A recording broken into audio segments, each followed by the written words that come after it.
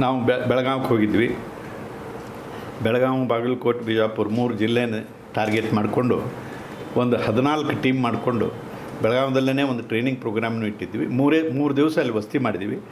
ಮಾಡಿ ಹಲವಾರು ಆಫೀಸ್ಗಳನ್ನು ಆ 14-15 ಟೀಮ್ ತೊಗೊಂಡು ಡಿಫ್ರೆಂಟ್ ಆಫೀಸಸ್ ಇಡೀ ಜಿಲ್ಲೆ ಬೇರೆ ತಾಲೂಕುಗಳು ಕೂಡ, ಗೋಕಾಕ್ ತೊಗೊಳ್ಳಿ, ಸವದತ್ತಿ ತೊಗೊಳ್ಳಿ, ಬೈಲಹೊಂಗಲ ತೊಗೊಳ್ಳಿ, ಎಲ್ಲ ತಾಲೂಕುಗಳಿಗೂ ಕೂಡ ಹೋಗಿ ಬಂದರು. ನಮ್ಮವರೆಲ್ಲರೂ ಬಂದಿದ್ದರು. ತುಂಬ ಜುಡಿಷಿಯಲ್ ಆಫೀಸರ್ಸು ಬಂದಿದ್ದರು. ಸೊ ಅಲ್ಲಿ ಬಿಮ್ಸ್ ಅಂತ ಒಂದಿದೆ ಇನ್ಸ್ಟಿಟ್ಯೂಟ್, ಮೆಡಿಕಲ್ ಇನ್ಸ್ಟಿಟ್ಯೂಟ್. ಅದು ತುಂಬ ಹಳೆ ಬಿಲ್ಡಿಂಗು. ಹೋಗಿ ನೋಡಿದರೆ ಎಲ್ಲ ಕಡೆ ಗೋಡೆ ಸೋರ್ತಾ ಇದೆ. ಮಕ್ಕಳದು ವಾರ್ಡಿಗೆ ಹೋಗ್ತೀವಿ, ಹೆಣ್ಮಕ್ಳು ಹೆರಿಗೆ ವಾರ್ಡಿಗೆ ಹೋಗ್ತೀವಿ, ಅಲ್ಲಿ ಅದು ವಾಸನೆ ಬರ್ತಾಯಿದೆ. ಆ ನಮನ ನೀರು ಅಬ್ಸಾರ್ಬ್ ಆಗಿ ಮಳೆಗಾಲ ಇತ್ತು ಬಿಡಿ ಅವಾಗ. ಬಟ್ ಇವನ್ ಎಲ್ಲಿ ಈ ಇಲೆಕ್ಟ್ರಿಕಲ್ ಕನೆಕ್ಷನ್ಸ್ ಇದಾವಲ್ಲ, ಅಲ್ಲಿ ಕೂಡ ನೀರು ತೇವಾಂಶ ಬಂದು ಯಾವಾಗ ಏನು ಶಾರ್ಟ್ ಸರ್ಕ್ಯೂಟ್ ಆಗುತ್ತೋ ಹೇಳೋಕ್ಕಾಗೋದಿಲ್ಲ, ಆ ಥರ ಆಗಿತ್ತು. ಸೊ ಕೇಸ್ ರಿಜಿಸ್ಟರ್ ಮಾಡಿದ್ವಿ. ಮಾಡಿ ಈಗ ನೋಡಿ ಒಂದು 3 ತಿಂಗಳಾಗಿರಬೇಕು. 3-4 ಹಿಯರಿಂಗ್ ಮಾಡಿದ್ದೀನಿ. ಇವತ್ತು 3 ಸೆಕ್ಟರ್ನಲ್ಲಿ 2 sector full complete work, satisfactory work ಮಾಡಿ ರಿಪೋರ್ಟ್ ಹಾಕಿದ್ದಾರೆ, ಫೋಟೋಗ್ರಾಫ್ಸ್ ಹಾಕಿದ್ದಾರೆ. ಇವತ್ತು ನಾನು ಕಂಪ್ಲೀಟ್ ಮಾಡಿದ್ದೀನಿ. ಕೇಸ್ ಕ್ಲೋಸ್ ಮಾಡಿದೆ ಅವರಿಬ್ಬರು.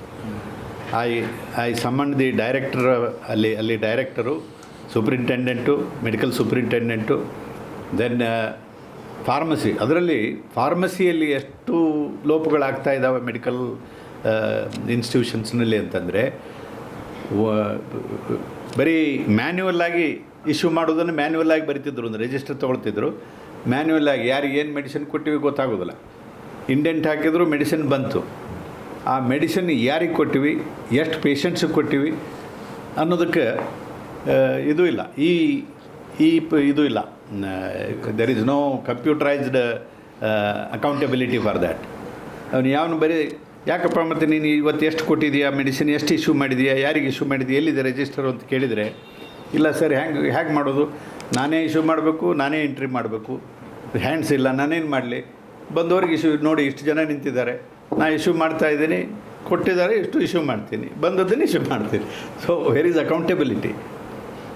But the allegation of the patient is that most of the cases ಮೂರು ಟ್ಯಾಬ್ಲೆಟ್ ಬರೆದಿದ್ರು, 1 ಕೊಡ್ತಾರೆ, 2 ನಮ್ಮಲ್ಲಿಲ್ಲ, ಬೇರೆ ಕಡೆ ತೊಗೊಳ್ರಿ ಅಂತ ಹೇಳ್ತಾರೆ ಸರ್ ಅಂತ.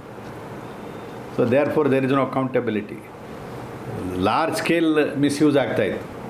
ಅವರಿಗೆ ಆ ಫಾರ್ಮಸಿ ಫುಲ್ಲಿ ಫಾರ್ಮಸಿ ಮಾಡಿದ್ದಾರೆ. ಈಗ ಮಾಡಿ ರಿಪೋರ್ಟ್ ಹಾಕಿದ್ದಾರೆ. We closed that case. ಈಗ ಎಲ್ಲಿ ಲೀಕ್ ಆಗೋದಿಲ್ಲ. ಗೋಕಾಕ್ ಹೋಗಿದ್ವಿ. ಗೋಕಾಕ್ನಲ್ಲಿ ಒಂದು ಮೆಡಿಕಲ್ ಗೋಡೌನ್ ಇತ್ತು, ವೇರ್ಹೌಸ್. ಆ ವೇರ್ಹೌಸ್ನಲ್ಲಿ ಹೋಗಿ ಚೆಕ್ ಮಾಡಿದರೆ 97 ಲಕ್ಷದ ಮೆಡಿಸಿನ್ನು ಎಕ್ಸ್ಪೈರ್ ಆಗೋಗ್ಬಿಟ್ಟು. It is meant for distribution to so many primary health centers and hospitals. They have not distributed it.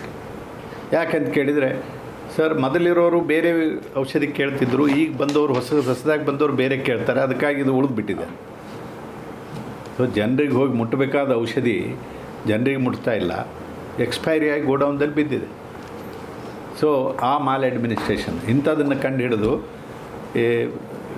ಅದು ಕ್ರಮ ಕೈಗೊಳ್ತಾ ಇದ್ದೀವಿ ಅದ್ರ ಮೇಲೆ. ಹೀಗೆ ಹಲವಾರು ಕೆಲಸಗಳನ್ನು ಅವ್ಯಾಹತವಾಗಿ ಮಾಡಿದ್ದೀವಿ.